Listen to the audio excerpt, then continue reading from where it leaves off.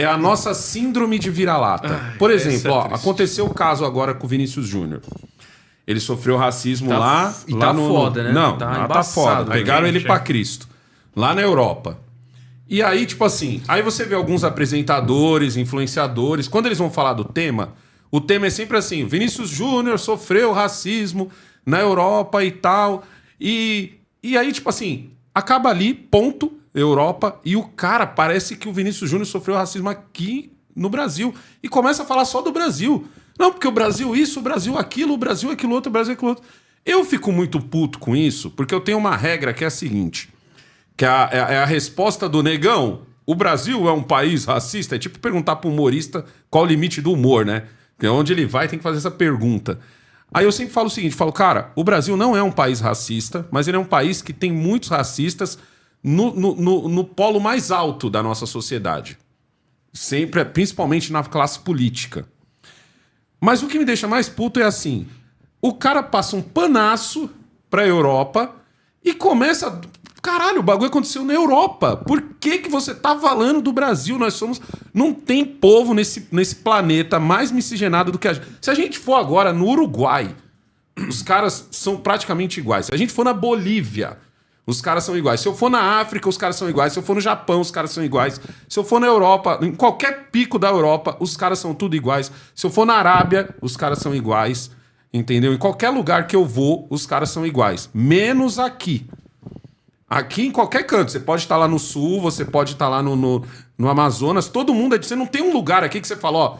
Você bate o olho no fulano e você fala, aquele é de tal estado. Aquele é de tal estado, hein? Que ali é diferente, aquele pessoal. Eu sou só pelo sotaque. Exato. Então, por que a gente tem essa síndrome de vira-lata de não conseguir criticar a Europa, de não conseguir criticar os orientais e tal, e só bater na gente? Por que isso? Por que nós somos assim? Entendeu? É uma pergunta complexa. Eu tenho 52 anos. Quando eu era criança, não tinha tema racial no Brasil. Eu estudei com gente. Estudei com judeu, com descendente de americano, negro. Tanto é que falei até daquele apelido. Estudei com tudo quanto é gente. Não havia esse tema racial entre nós quando eu era criança, na década de 80. Não tinha. De repente, a esquerda começou a trabalhar, em vez de ter a luta de classe, uma luta racial no Brasil, implícita. Querendo opor negros, com uma suposta dívida histórica, e brancos, né? Paralelamente a isso, se desenvolveu também a coisa do vira-lata. Eu acho que o do vira-lata é mais antigo, né? Eu acho que o do vira-lata tem muito a ver com uma corrupção que o brasileiro ele sempre gosta muito do estrangeiro. Quando o estrangeiro vem para o Brasil, ele é muito bem tratado, o Brasil sempre elogia os outros povos. Não, os Estados Unidos é o progresso. A Itália, a comida é boa. Lá na Inglaterra, o povo educado sempre elogia o povo de fora, enquanto que o povo de fora critica todo mundo que não é ele. Né? Na Europa, o francês não gosta de italiano, o italiano não gosta de austríaco, assim vai.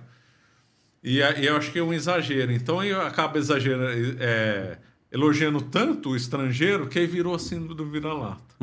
E que importou esse conceito racial, principalmente dos Estados Unidos, né? Isso foi explorado pela esquerda americana lá, né?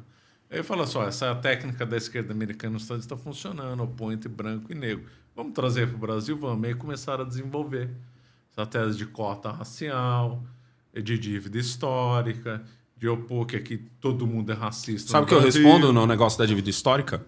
Eu falo que ela existe, mas quem me deve é o político. Então, por exemplo, o Bolsonaro me deve, né? O Lula me deve, a Dilma me deve, o Collor me deve, o Fernando Henrique me deve, Carlos Zambelli me deve, Eduardo Bolsonaro me deve, Bruno Covas me deve, Tarcísio me deve, todo mundo me deve. E quando você vai pro Senado, pior. Você entendeu? Porque a minha visão sobre racismo, ela não vem do cara que fala denegrir, que é muito estúpido. Você não pode mais usar esse termo, né? Ela não vem do cara que gritou o macaco no estádio. A minha visão de racismo é um pouco mais ampla. Ela é o fato de eu ir num hospital público, e um hospital que nem o Cidade Tiradentes, que é gigante, e você só ter um clínico geral, um pediatra, tá ligado? Quando tem, obstetra. E um cirurgião Que, por exemplo, eu que tenho uma circulação, se uma veia minha estourar, eu vou ter que esperar ele atender 5 baleados. Entendeu? A minha visão de racismo vem do fato de que eu moro em São Paulo e em São Paulo eu encontro esgoto a céu aberto. Porque se eu encontro esgoto a céu aberto na cidade mais rica do Brasil, imagina o resto. Se aqui tem dia que falta água, ou tem dia que a água vem parecendo que é bebida alcoólica... E falta luz também. São Paulo tá cheio de... Então, tipo assim, quem assina esse cheque?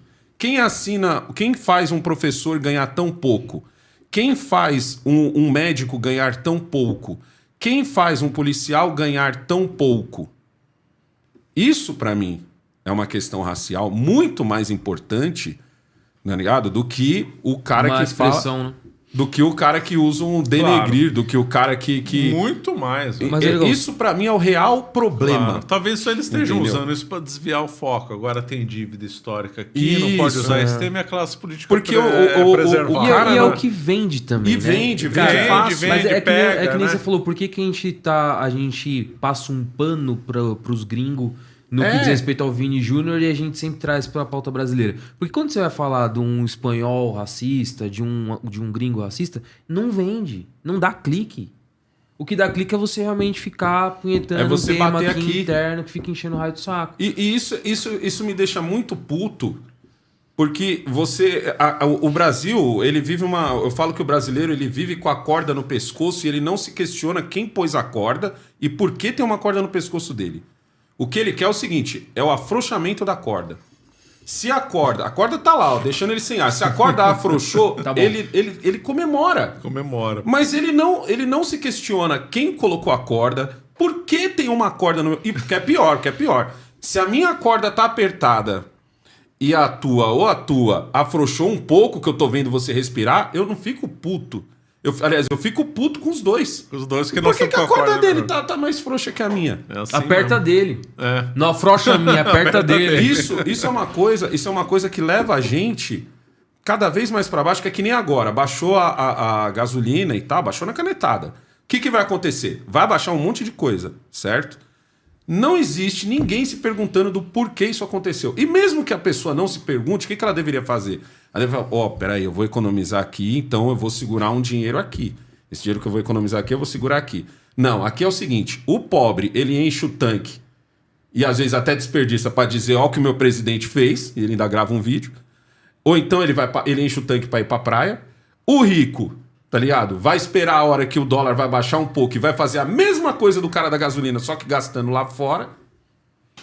E daqui a pouco a gente tá pagando essa porra dessa conta, porque daqui a gente a pouco já pagou vai voltar passado. Essa conta de alguma forma nós vamos pagar. Vai voltar. Sim. Vai voltar, com certeza. Eu queria entender, tipo, em que momento da história os caras olharam e falaram assim, esse povo vai gostar disso? Porque eu queria entender se isso acontece em outros países também. Entendeu? A classe política no mundo inteiro é ruim, né? Se for pra Itália, pra qualquer lugar, você também critica a mesma coisa. Uma vez eu tava conversando com um americano, o que ele falou lá do Estado parecia que eu tava ouvindo no Brasil. É mesmo? Só que lá eles são muito mais ricos e os problemas ficam diluídos. Uma coisa é ser reclamar da classe política, ou ver com político corrupto num país de primeiro mundo. Outra coisa no Brasil, né? Mas todo lugar tem sua corrupção, tem sua tragédia, né? Mas a nossa classe política é um desastre. Você tem razão em falar de dívida. Começar a cobrar esses políticos. Também falta mobilização do brasileiro, né? Reclamar. E também esse povo político e quem se alia, ele é muito hábil em desviar o foco. Conforme você que falou, né? Os caras são... Em vez de nós é que estamos com um problema. Não, agora o problema é o racismo. O problema é o piadista. O problema é não sei o quê. Nunca o problema é os eles políticos. São bons de fumaça, eles né? são bons em criar o próprio problema com eles. Do tipo assim, olha como a Janja está vestida de onde agora. vem essa técnica? Que eu fico... Os Goebbels, né? Inventaram o inimigo, colocaram os problemas nele e tá lá. Porque de acordo com o Lula, ele pegou um país quebrado. E por isso ele é obrigado agora... O Lula age como se nunca tivesse administrado o Brasil, já viu? Exatamente. Como se não tivesse... Ele colocou a gente na merda durante muito tempo. Como se fosse uma novidade. Uma novidade. O cara apareceu, tava lá no sindicato, pronto, agora eu vou administrar o Brasil pela primeira vez. Cara de pau, né? Você acredita que existe... desculpa, pergunta aí. Não, na verdade eu até fugi um pouco do tema, mas ainda continuando na política, fugi do tema história, mas continuando na política. Você acha que ele fica os 4 anos? Então, Eu sei que foge completamente fala da tua uma coisa. especialidade. Até a eleição eu achava que ele ia ficar 8 anos. Tava tão pessimista que eu achava que ele ia reeleger e que por causa de problema de idade, saúde, ou que ele ficasse cansado, ele não ia ficar mais 8 anos. Mas agora, com tanta coisa acontecendo, né? É uma questão de se perguntar. Eu não gosto de fazer previsão. Né? Eu vi você na entrevista, eu vi você, acho que foi no Petri, que você falou assim que você gosta da história porque é mais fácil, porque já aconteceu. Já aconteceu. Não precisa prever nada. Mas você acha que é danoso? Mas você acha que ele não cumprir os 4 anos de alguma forma é danoso pra gente? Acho que depende muito O do impeachment contexto, é pior. né? Depende muito do Não, eu não falei no contexto. impeachment. Às vezes ele Por se exemplo, afastar agora também. ele tá, por exemplo, esse arcabouço fiscal, calabouço, né? É, o Ele calabouço. parece que melhorou, né? Conseguiram dar uma aprumada ali, o Haddad recuou. Tem essa Que no questão final do das contas, petróleo é só lá no o aumento do Amapá, teto, né? que parece que ele tá querendo peitar a Marina. Né? Isso aí tudo, se ele der essa maciada, eu acho que ele consegue ficar em 4 anos. Eu, sinceramente, acho que ele fica os 4 anos, infelizmente. Eu também acho que ele Mas fica. eu falo da saída dele, não falo através de impeachment, não. Porque acho que realmente o impeachment pra gente ia ser muito. Você tá falando por ruim. crise econômica? Não, mas por ele pegar e falar. E até aliados deles também falam assim: ô Lula, você tem todos os motivos pra cair fora. Você tem todas as desculpas, vai. Você tem todos os Tá álibis. falando de saúde? Ele pode alegar saúde e alegar falar assim: saúde. putz, tô Mas caindo por que ele ia fora. querer sair? Não, Ele realmente, gosta do que ele realmente por faz. talvez começar a entrar uma crise econômica e aí pra não ter o impeachment e não manchar o currículo dele, Bom, aí pode ser. ele pegar e falar assim, ó, vou pedir pra sair aqui elegantemente. Não, sim, ele isso pode aí. usar, então. Mas ainda assim, uma saída dele seria danosa pra gente. Então, é o assim, agora entendi o seu ponto. O Brasil entra numa crise e aí ele inventa desculpa que é por razão de saúde. Mas, pelo jeito, parece que agora revelaram um dado econômico aí que surpreendeu, né? O Brasil está crescendo mais que o esperado, né? Então, não sei. É porque a gente dá um jeito. Eu a gente cresce além da- o bom nosso é isso, mano. É. O bom do Brasil é isso. O brasileiro dá um jeito, porque a gente só tem o que muita economia atrapalha. informal também, É, né, que sim. sustenta. Entendeu? A gente só tem os caras que atrapalham. E mesmo o nosso trabalho é muito mais em desviar a galera que atrapalha do que em produzir. A gente tem que se esforçar muito Se esforça mais. muito mais pra Você não desviar viu das o antas, né? caos tributário que é o Brasil? É uma coisa assim então. doentia.